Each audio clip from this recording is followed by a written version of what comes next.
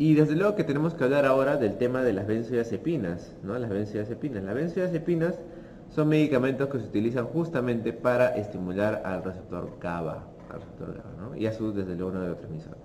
Pero vamos a empezar con un caso clínico, que luego vamos a responder las preguntas como siempre. Me dice, una mujer de 22 años es llevada a la emergencia por una ambulancia debido a un intento, ¿no? Intento de suicidio. Ha tratado de eliminarse. Luego de una noche en la ciudad, bueno, ella llamó a su enamorado diciendo que tomaría un puñado de pastillas para dormir. Al examen está letárgica. Letárgica quiere decir que está recontra sonolienta, ¿no? Bastante letárgica, sonolienta, no responde. Pero gime y mueve todas sus extremidades a estímulo doloroso. Quiere decir que está bastante dormida, pero sí, cuando tú la estimulas al dolor, mueve sus extremidades. O sea, si yo le digo, hola, ¿cómo estás? ¿Qué te molesta? Levanta la mano, de hecho que no hace nada de eso, ¿no? Más bien, cuando se le efectúa dolor, ahí recién, ¿no? Cuando se le hace dolor, ahí recién. Muy bien. Entonces dice, su presión es 100 sobre 70, ¿no? Su presión es 100 sobre 70 y la frecuencia cardíaca es 80 por minuto. Saturación de oxígeno adecuada, ¿no? Sus pupilas son normales en tamaño y reactivas a la luz. Esto más que todo me interesa por el tema de daño del tronco. Sus reflejos osteotendinosos son normales. Se le administró un bolo de dextrosa y una ampolla de naloxona sin respuesta. Esto de aquí son dos medicamentos que a veces se utilizan de manera empírica ante pacientes que yo encuentro inconscientes. ¿Por qué, doctor? Porque tenemos algunas causas más o menos, digamos, conocidas de trastorno de sensorio, trastorno del estado de conciencia, como por ejemplo una de ellas es la hipoglucemia, ¿no? O la hipoglicemia. La hipoglicemia obviamente causa también trastorno del estado de conciencia, que el paciente se venga abajo, y dextrosa pues obviamente puede despertarlo siempre y cuando se trate de hipoglicemia. Entonces, de manera empírica, sin hacer diagnósticos, se le administró dextrosa y naloxona, que es un medicamento que ya lo vamos a conocer más adelante, que es un antagonista de los opiáceos, ¿no? Dice, su enamorado con quien tuvo una discusión trae en el frasco la medicación para dormir, o sea, ¿no? Trae la que se ha tomado y es lorazepam, ¿no? Se lee lorazepam, que lorazepam es un benzodiazepina. La pregunta es cuál es el peligro de una sobredosis, cuál es el medicamento de acción, perdón, el mecanismo de acción celular de esta clase de medicamentos, el lorazepam, qué agente farmacológico se usa para tratar a este paciente. Esas son las preguntas que ahora vamos a discutir más adelante. Bueno, entonces primero recordarles que vamos a poner acá. El GABA es un neurotransmisor inhibitorio, ¿ok? Y el GABA tiene su receptor, el receptor llamado GABA, ¿no? El receptor del ácido gamma aminobutírico. Y en este receptor GABA, como ustedes ven, acá tenemos las posiciones aproximadas en la cual se unen los distintos metabolitos. Por ejemplo, el GABA mismo, o sea, el GABA, el neurotransmisor se une a un sitio específico. Por eso acá dice el lugar del GABA, ¿no? Este de aquí, todo acá, ese es el receptor. Todo esto de aquí es el receptor. ¿Se acuerdan que hemos hablado en farmacodinámica la unión fármaco-receptor? Entonces, existe el receptor del GABA y existe también un lugar en el cual se debe unir el neurotransmisor GABA, ¿no? Y aparte hay sitios donde se van a unir los fármacos, la benzodiazepina, por ejemplo, la benzodiazepina, que es un medicamento que va a favorecer la acción del GABA, es un agonista del GABA, ¿no? Entonces las benzodiazepinas tienen un sitio de unión, mira por acá, que es diferente al sitio de unión del GABA. Y por otro lado tenemos el lugar también de unión del barbitúrico. El barbitúrico también es un medicamento anticonvulsionante en realidad, o sea, lo usamos más que todo como anticonvulsionante, pero también tiene especificidad por el receptor GABA. Sin embargo, se une en otro lugar que la benzodiazepina, ¿no? E incluso también el esteroide y los anestésicos también tienen alguna influencia en el receptor GABA, ¿no? Algunos medicamentos más bien que tienen una acción contraria, como la picrotoxina también. Y lo que hace, doctor, ¿qué es lo que hace el receptor GABA, doctor? ¿Qué es lo que hace el GABA, ¿no? Entonces, el GABA lo que va a hacer, el ácido gamma aminobutírico, es unirse a su receptor y va a desencadenar una reacción de apertura de los canales para el cloro. ¿Ya? Entonces, el objetivo final es aumentar, doctor, la concentración del cloro en la célula, ¿Y esto de qué me sirve? Preguntarán ustedes, ¿no? Pues el cloro, al ser un ion negativo, va a causar una repolarización, ¿no? Repolarización. ¿Qué es repolarización? Es volver a la membrana, a la célula, ¿sí?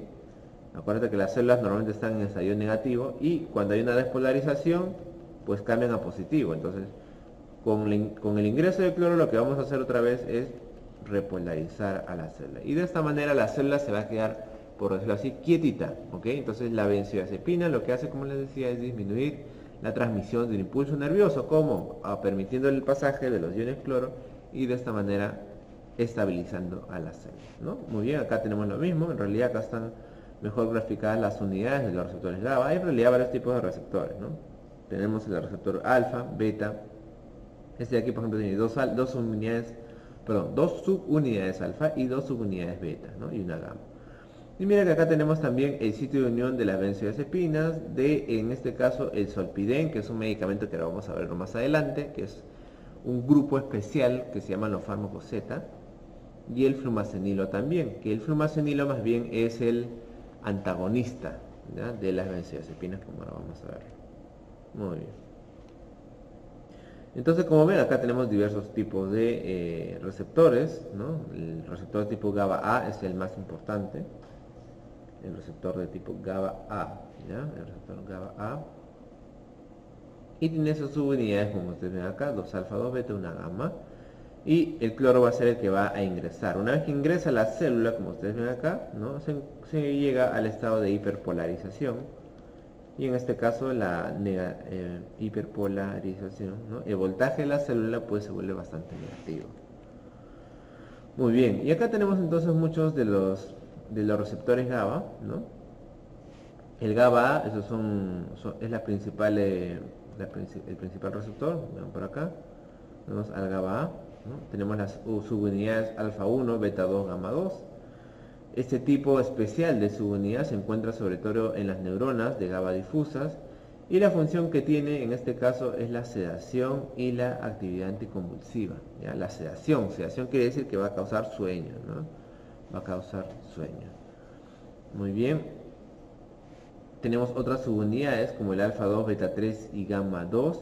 Este de aquí tiene otra ubicación y se encuentra generalmente en la médula, ojo, en la médula espinal y en el prosencéfalo. Aquí, por ejemplo, cumple funciones de ansiedad, ¿no?, en este caso disminuir la ansiedad, y también como relajante muscular. Mira qué interesante, doctor. La benzodiazepina también podemos usarla como un relajante muscular. Es decir, si yo estoy contracturado, mira, o sea, yo tengo una contractura, por ejemplo, los músculos se me han contraído mucho, ¿no?, por trabajo, por estrés, por sobrecarga. Entonces la benzodiazepina puede relajar el músculo, ¿ya? O sea, va a hacer que esa contractura disminuya o vaya, ¿ok? Desde luego que no usamos la benzodiazepina necesariamente para eso, no es que si yo tengo contractura voy a tomar una benzodiazepina. Hay otros medicamentos que en la actualidad pueden cumplir tal función, pero también tiene ese efecto. Por lo tanto, cuando nosotros damos la medicación también me podría ayudar un poco, ¿no?, en algunos casos. Muy bien, hay algunas que se encuentran más en la neuroglía, por ejemplo la subunidad alfa 3, beta 3 y gamma 2. Este de aquí, doctor, está en la corteza, y la corteza es un sitio donde se producen las convulsiones en los pacientes epilépticos. Entonces aquí el receptor va a expresar su mayor actividad anticonvulsiva, ¿no?, su mayor actividad anticonvulsiva. Y luego tenemos también, miren, acá tenemos diversas ubicaciones. Vamos a resaltar nomás el tema del hipocampo, el tálamo y la ubicación en el cerebelo, cuya función en este caso va a ser la inhibición tónica, ¿no?, del tono muscular, ¿ya? Muy bien. Y acá tenemos algunos ejemplos de benzodiazepinas muy importantes, ¿no? Esta es su estructura química, como ustedes pueden ver, tienen átomos de carbono y también están átomos de nitrógeno y el radical CH3, ¿no? También el radical CH3 en la ubicación, en este caso 1 y 4, en el caso del diazepam. Otro que tenemos acá, por ejemplo, el flurazepam. Miren ustedes que la estructura es muy similar, solo que cambian algunas características, ¿no? Por ejemplo, un átomo de flúor por acá y el radical en este sentido que es más largo, ¿no? El lorazepam también, igualmente, mira, se mantiene bastante la estructura, el cloro por acá, y por acá sí hay un cambio de radical, ¿no? El alprazolam y el triazolam también son otros benzodiazepínicos que lo usamos también bastante frecuentemente, ¿no? El alprazolam y el triazolam. Muy bien. Otra cosa que tenemos aquí, por ejemplo, es el tema de los tipos de benzodiazepinas, ¿no? Acá vemos más o menos lo que es las benzodiazepinas de acción corta y las benzodiazepinas también de acción larga o intermedia, ¿no? Si se dan cuenta, uno de los que son más cortos, ¿no? El tiempo de acción más corto, por ejemplo, está el flurazepam, el clorazepato y el triazolam, ¿no? El triazolam se considera que es uno de los más de las benzodiazepinas que tiene tiempo de duración más corto, ¿no? Tiempo de vida media más corto y por lo tanto tiempo de duración más corto. Luego tenemos en el otro extremo, tenemos por ejemplo en el caso del diazepam, que es largo, ¿no? El estazolam, el curazepam y en el caso intermedio tenemos ahí por ejemplo al alprazolam, ¿no? Doctor, todos estos de aquí, algunos tienen metabolitos intermedios, ¿no? Por ejemplo el diazepam tiene otro metabolito más directo, que es el nordazepam, y al final tenemos al oxazepam, ¿no? Que vendría a ser la molécula activa que realmente tiene la función. Miren cómo estos de aquí, muchas benzodiazepinas pasan por procesos de hidroxilación y de alquilación y también finalmente por el proceso de glucuronidación. Como vemos aquí, la gran mayoría de benzodiazepinas, mira, la gran mayoría de benzodiazepinas, ¿no? Tiene metabolitos intermedios como el desmetildiazepam. El alprazolam y el triazolam por su lado tienen otro tipo de metabolitos y al final el oxazepam, que es el resultado de esos benzodiazepinas, y otros compuestos van a conjugarse y de esta manera se van a posteriormente eliminar, ¿no? Este es más o menos el árbol en el cual las distintas benzodiazepinas van combinándose y al final van a eliminarse. Este cuadro es muy interesante, sobre todo por el tema de algunas características farmacocinéticas. Vamos a poner acá. Algunas características farmacocinéticas, ¿no? Como el tiempo de vida media. Acá está el tiempo de vida media del alprazolam, que es un medicamento de acción intermedia. Mira que, por ejemplo, el tiempo de vida media del triazolam, ¿no? El triazolam que le dijimos que es uno muy breve, miren, dura 2 a 3 horas solamente, ¿no? De 2 a 3 horas. Como dice acá, es un rápido inicio, pero el tiempo de duración es bastante corto, ¿no? El alprazolam tiene la ventaja de que tiene una buena absorción por la vía oral, ¿no? Tenemos el diazepam. El diazepam de 20 a 80 horas, obviamente tiene el tiempo de vida media más largo que los anteriores. Y este de aquí, por ejemplo, dice que tiene una biodisponibilidad errática por inyección intramuscular. O sea, cuando lo pones por inyección intramuscular no se sabe bien en realidad cuánto medicamento va a llegar al cuerpo humano, a la sangre en ese caso, ¿no? Muy bien. Entonces las benzodiazepinas se pueden dividir, vamos a poner acá clasificación, sobre todo por el tiempo de acción, ¿no? Sobre todo por el tiempo. Tenemos la de acción corta entonces. Los de acción corta, los de acción intermedia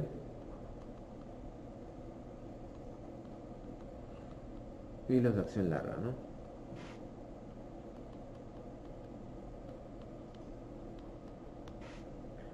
Vamos a poner por acá. Y acá tenemos por ejemplo el midazolam. El midazolam es un medicamento que en realidad tiene también un tiempo de vida media muy corto. Tiempo de vida media, vamos a ponerle acá 0.5 a 1 hora,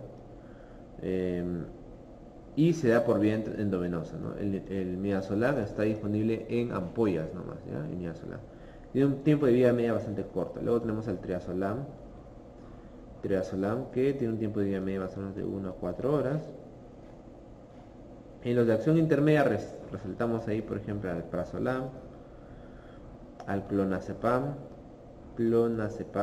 ¿ya? Lorazepam. En el caso del alprazolam, el tiempo de vida media es aproximadamente de 6 a 20 horas. En el caso del clonazepam de 20 a 40 horas.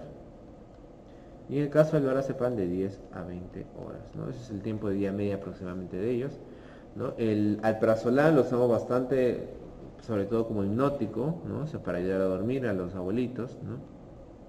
El clonazepam se puede usar también de buena manera en el tratamiento de las epilepsias o convulsiones, ¿no? Epilepsias o convulsiones también.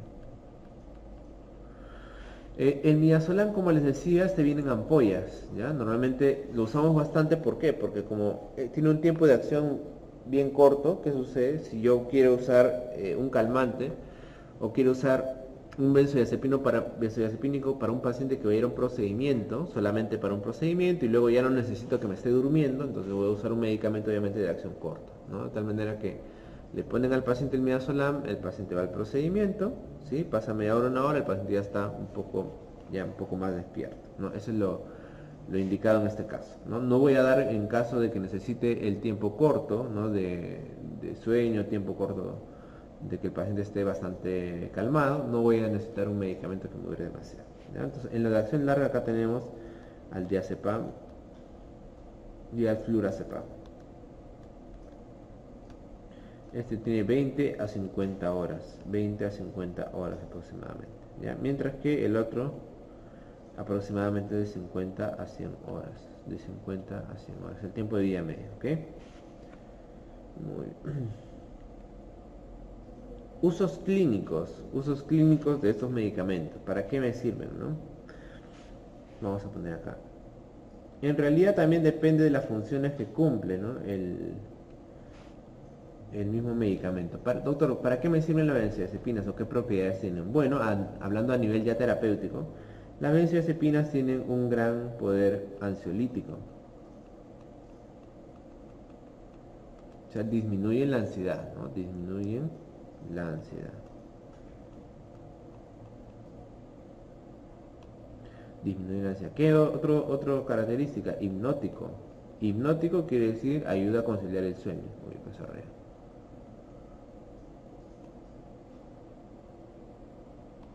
Ansiedad, ¿no? Hipnótico aumenta el sueño.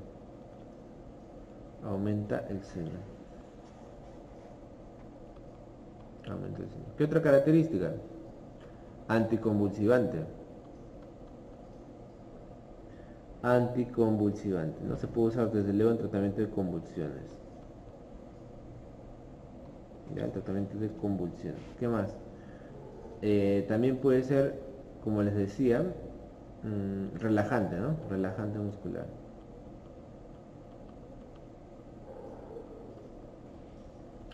En pacientes, por ejemplo, con contractura, ¿no?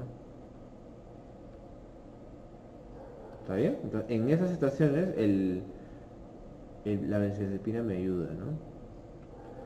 El ansiolítico, desde luego, pacientes, por ejemplo, que tengan trastornos de ansiedad generalizada, ¿no? O sea, la enfermedad de ansiedad generalizada, pacientes que están muy angustiados, tienen disminución de las secreciones, ¿no? Salivales, están con taquicardias, están con miedo, ¿no? Están con mucha ansiedad. Después también lo que es la agorafobia, ¿no? El miedo al estar pues en espacios donde hay mucha gente, todo eso de ahí se puede ayudar a controlar con los ansiolíticos, ¿no? Hipnóticos, desde luego, las personas que tienen sueño, ¿no? Que en este caso, digamos, los especialistas lamentablemente son los abuelitos, ¿no? Que ellos siempre tienen insomnio, no pueden dormir, ¿no? Se quedan en la madrugada, despiertos en la noche. Entonces, para estos pacientes también podemos darle benzodiazepina. Convulsiones. Acá sobre todo tengo que hablar de la situación de emergencia, ¿no?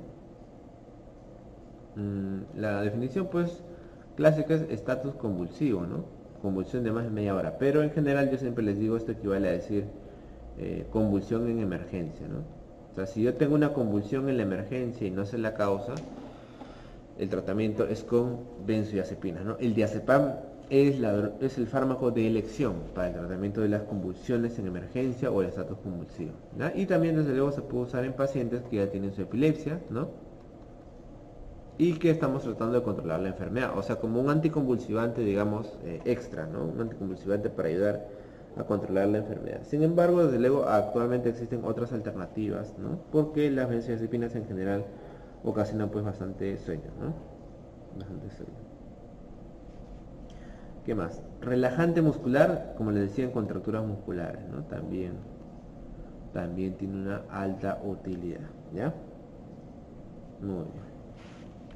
Entonces, todos esos espectros clínicos el paciente puede tratarse. Ahora, existe un fenómeno, en verdad hay varias reacciones adversas, ¿no? Pero hay un fenómeno bien especial aquí que se llama la tolerancia. ¿Ya? Los pacientes que usan benzodiazepinas de forma continuada y crónica pueden sufrir del fenómeno de tolerancia. Es un fenómeno negativo, desde luego, Porque la tolerancia en farmacología quiere decir que el paciente a la misma dosis va a tener menos efecto.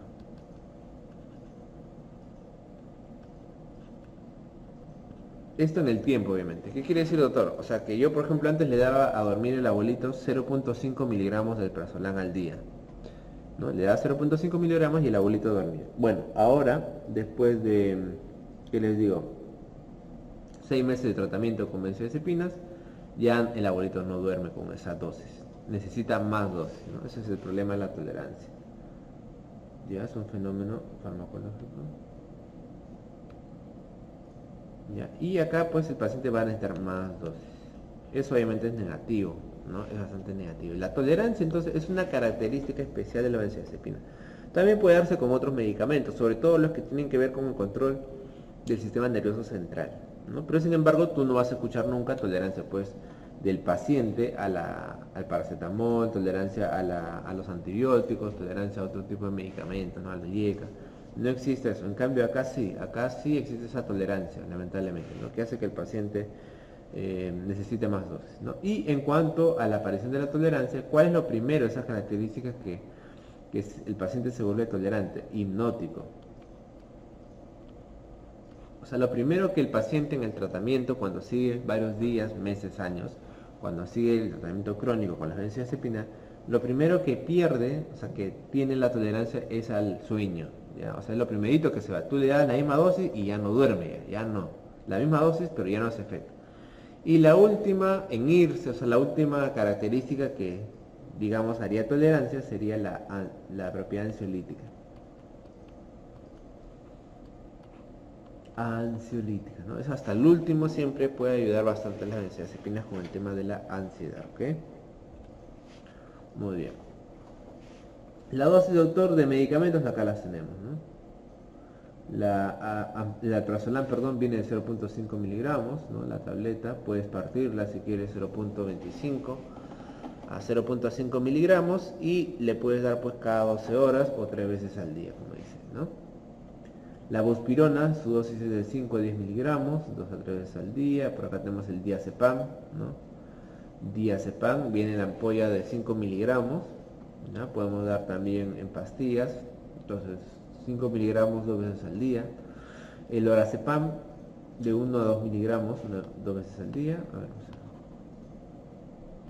¿no? El oxazepam, el fenobarbital, acá está. El fenobarbital, acuérdate, no es una benzodiazepina. No es benzodiazepina, pero es un barbitúrico, ¿no? Decía que es un barbitúrico. 15 a 30 miligramos de 2 a 3 veces al día, ¿ya? Esa es la dosis de sedación, como están viendo. Y la dosis de hipnosis, o sea, para causar sueño, es esta de acá, ¿no? Acá tenemos, por ejemplo, el lorazepam, 2 a 4 miligramos. Tenemos al triazolam de 0.125 a 0.5 miligramos. Y por otro lado tenemos a los fármacos Z. ¿Ya? Esos son los llamados fármacos Z. Son los fármacos que, como les decía, tienen el mismo sitio, el mismo receptor, sin embargo el sitio de acción es diferente, ¿no? ¿Y qué hay entonces con el flumacenilo, ¿no? Estos medicamentos que hemos hablado, vamos a ver si tenemos...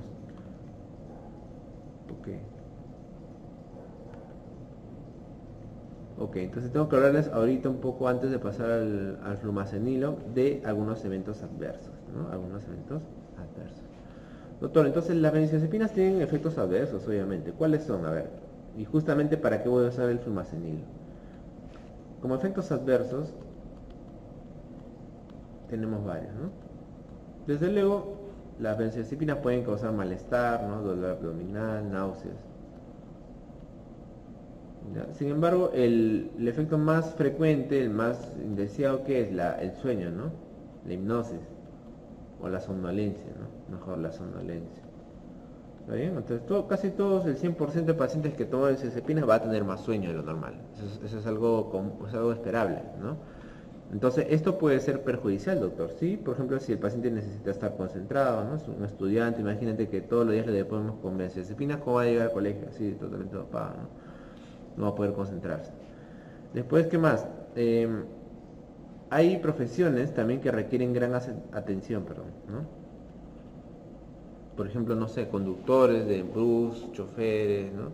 Personas que trabajen con maquinaria. Entonces tú puede ser que la persona esté despierta, pero si le has dado la benzodiazepina va a tener un poco de sueño en algún momento.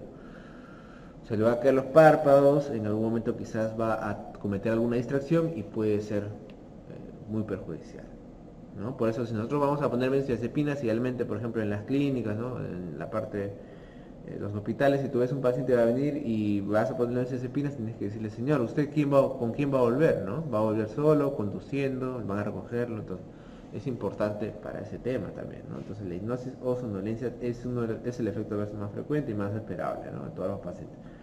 ¿Qué más?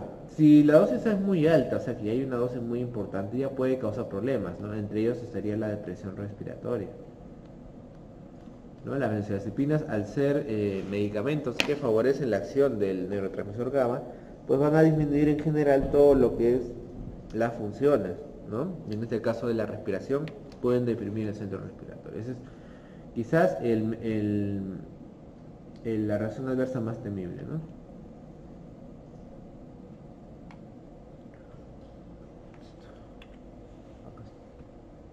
Ahí, ya, está bien, ¿no?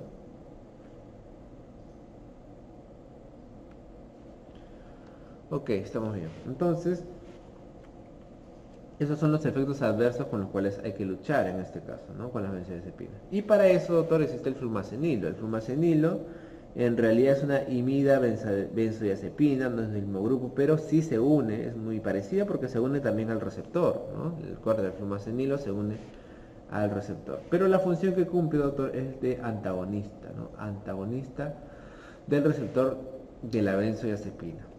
El flumacenilo, ¿no? Es una ampolla, es una ampollita que en caso de intoxicación por benzodiazepinas podemos administrar 1 miligramo en 1 a 3 minutos aproximadamente, y luego podemos nosotros repetir también la administración de flumacenilo si no vemos respuesta, ¿no? Idealmente una dosis acumulada, dice ahí, de 1 a 5 miligramos en un lapso de 2 a 10 minutos. Ya no hay que pasarnos tampoco mucho de lado. El flumacenilo, entonces, el flumacenilo es un medicamento muy importante porque es un antagonista de las benzodiazepinas y desde luego debería estar en todo coche de paro del hospital, ¿no? Porque nosotros usamos mucho benzodiazepinas y el flumacenilo puede ayudar a salvar vidas en ese instante en el que el paciente está intoxicado, ¿ok?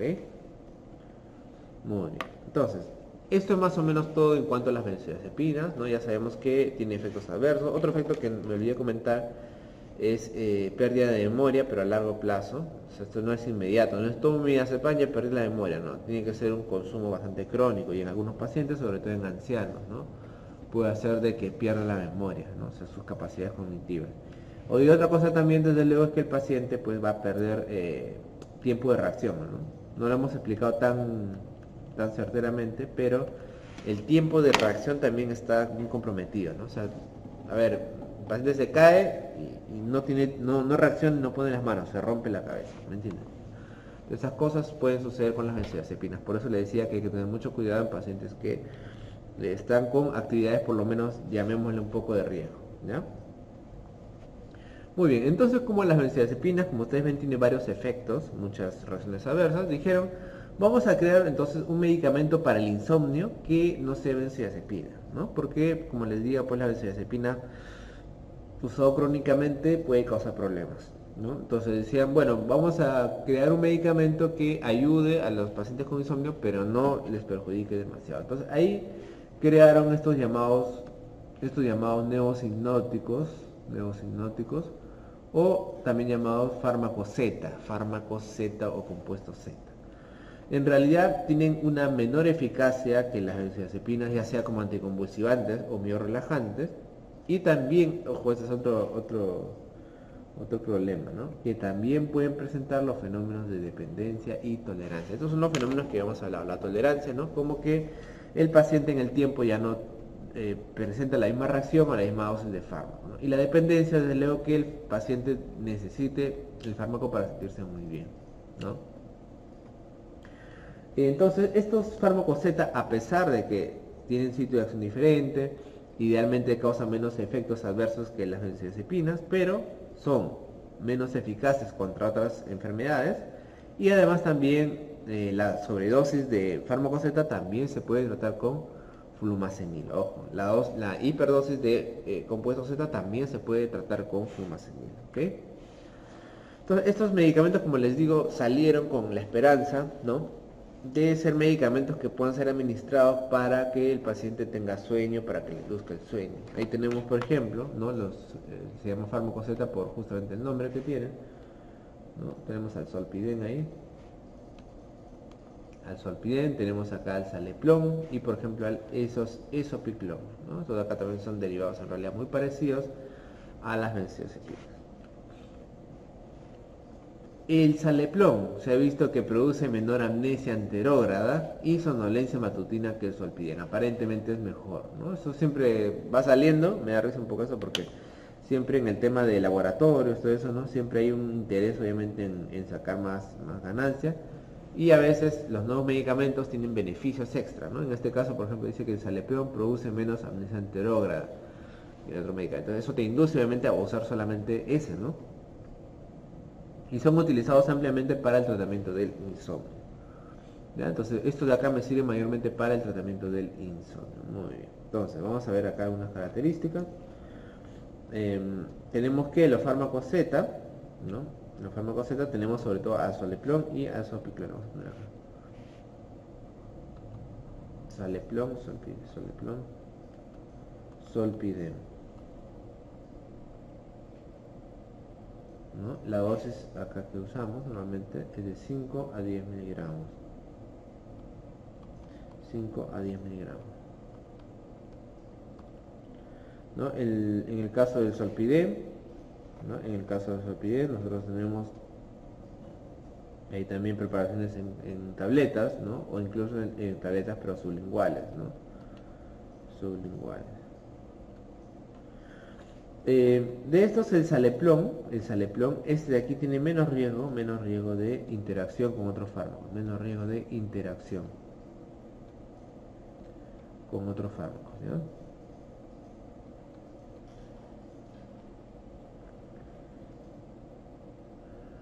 En el caso del Zolpidem, pues también es un medicamento que puede dar mucho a manejar el dolor, ¿no? Y las indicaciones de estos medicamentos, obviamente, también tenemos acá, por ejemplo, la inducción al sueño, el mantenimiento de la mantenimiento